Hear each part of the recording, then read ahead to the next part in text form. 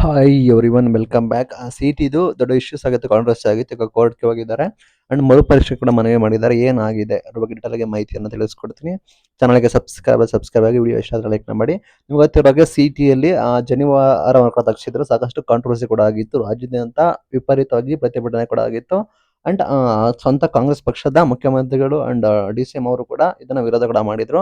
April 16ರಂದು ಆಗಿತ್ತು. ಶಿವಮೊಗ್ಗ, ಬೀದರ್, ಬೆಂಗಳೂರು ಸೇರಿ ವಿವಿಧೆಡೆ ಕಡೆ ಈ ರೀತಿಯಾಗಿತ್ತು. ರಾಜ್ಯಾದ್ಯಂತ ಭಾರಿ ಆಕ್ರೋಶ ಕೂಡ ಆಗಿತ್ತು. ಶಿವಮೊಗ್ಗದಲ್ಲಿ ಇಬ್ಬರು ವಿದ್ಯಾರ್ಥಿಗಳ ಜನಿವಾರ ತೆಗೆಸಿ ಪರೀಕ್ಷೆಗೆ ಒಳಪಟ್ಟಿದ್ರು. ಬೀದರ್ನಲ್ಲಿ ತೆಗೆಯಲು ನಿರಾಕರಣೆ ಮಾಡಿರೋ ಕಾರಣ ಆತ ವಿದ್ಯಾರ್ಥಿ ಕೂಡ ಪರೀಕ್ಷೆಗೆ ಹಾಜರಾಗಲಿಲ್ಲ. ಇದು ಸಾಕಷ್ಟು ವಿರೋಧ ಆಗಿತ್ತು. ಇದು ಬಂದ್ಬಿಟ್ಟು ಅಲ್ಲಿ ಕಂಪ್ಲೀಟ್ಲಿ ಬಂದ್ಬಿಟ್ಟು ಯಾವುದೇ ರೀತಿ ರೂಲ್ಸ್ಗಳು ಇಲ್ಲ.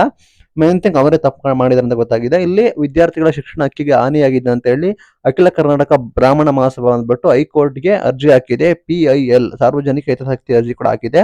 ಅರ್ಜಿದಾರರ ಪರವಾಗಿ ಹಿರಿಯ ವಕೀಲ ಎಸ್ ಶ್ರೀರಂಗ ಅವರು ಈ ಘಟನೆಯಿಂದ ವಿದ್ಯಾರ್ಥಿಗಳಿಗೆ ಅನ್ಯಾಯವಾಗಿದೆ, ಮರುಪರೀಕ್ಷೆ ನಡೆಸಬೇಕು ಅಂತ ಹೇಳಿ ನ್ಯಾಯಾಂಗಕ್ಕೆ ಮನವಿ ಕೂಡ ಮಾಡಿದ್ದಾರೆ. ರೀ ಎಕ್ಸಾಮ್ ಆಗಬೇಕು ಅಂತ. ಈ ಸಂಬಂಧ ಹೈಕೋರ್ಟ್ ವಿಭಾಗೀಯ ಬೇಡ ಅಂದ್ಬಿಟ್ಟು ಸರ್ಕಾರಕ್ಕೆ ನೋಟಿಸ್ ಕೂಡ ಜಾರಿ ಮಾಡಿದೆ. ಮುಂದಿನ ವಿಚಾರಣೆ ಬಂದ್ಬಿಟ್ಟು ಜೂನ್ 9ಕ್ಕೆ ನಿಗದಿಪಡಿಸಿದ ಕೂಡ ಮಾಹಿತಿ ಬರ್ತಾ ಇದೆ. ಇಲ್ಲಿ ರೀ ಎಕ್ಸಾಮ್ ಮಾಡಬೇಕು ಅಂತ ಕೊಟ್ಟಿದೆ. ಪರ್ಟಿಕ್ಯುಲರ್ಲಿ ಇಲ್ಲಿ ಒಬ್ಬ ವಿದ್ಯಾರ್ಥಿಗೆ ಆ ವಿದ್ಯಾರ್ಥಿಗಳಿಗೆ ಮಾತ್ರ ರೀ ಎಕ್ಸಾಮ್ ಮಾಡಬೇಕು ಅಂತ ಹೇಳಿ ಮನವಿ ಸಲ್ಲಿಸಿದಾರೋ ಅಥವಾ ಎಲ್ಲಾ ವಿದ್ಯಾರ್ಥಿಗಳಿಗೆ ಸಲ್ಲಿಸಿದಾರೋ ಗೊತ್ತಿಲ್ಲ. ಐ ಥಿಂಕ್ ಆ ರೀತಿ ಆಗೋದಿಲ್ಲ. ಎಲ್ಲರಿಗೂ ಕೂಡ ರೀ ಎಕ್ಸಾಮ್ ಮಾಡುವ ಸಾಧ್ಯತೆ ಕಡಿಮೆ ಇದೆ.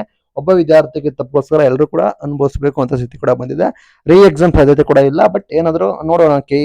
ಕೋರ್ಟ್ ಆದೇಶ ಅಂತಿಮ. ಕೋರ್ಟ್ ಏನಾದ್ರು ತೀರ್ಮಾನ ಕೊಡುತ್ತಾ, ತೀರ್ಪು ಕೊಡುತ್ತಾ, ಅಥವಾ ಏನಾದ್ರು ಚಾಟಿ ಬೀಸುತ್ತಾ, ಅಥವಾ ವಿದ್ಯಾರ್ಥಿಗೆ ಏನಾದ್ರು ಅನುಕೂಲ ಮಾಡ್ತಾ ನೋಡೋಣ. ಬಟ್ ಇದು ನೀವು ನೋಡ್ಕೋಬೇಕು. ಕೋರ್ಟ್ಗೆ ಹೋಗಿದೆ. ಕೋರ್ಟ್ ಏನ್ ತೀರ್ಮಾನ ಕೈಗೊಳ್ಳುತ್ತೆ ಅದು ಅಂತಿಮ ಆಗಿರ್ತದೆ ಅಂತ ಜ್ಞಾಪನ ನೋಡ್ಕೊಳ್ಳಿ. ಈ ರೀತಿ ನಡೆದಿತ್ತು. ಸಾರ್ವಜನಿಕರ ವಿರೋಧ ವ್ಯಕ್ತಪಡಿಸಿದ್ರು.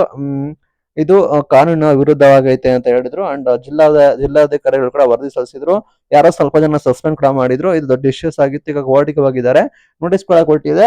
ಈಗ ಕೋರ್ಟ್ ಅಲ್ಲಿ ಕೂಡ ಮರು ಪರೀಕ್ಷೆ ಮಾಡಿ ಅಂತ ಹೇಳಿ ಮನವಿ ಕೊಟ್ಟಿದ್ದಾರೆ. ಇದು ಇವತ್ತಿನ video. Thank you for watching till end. Thank you.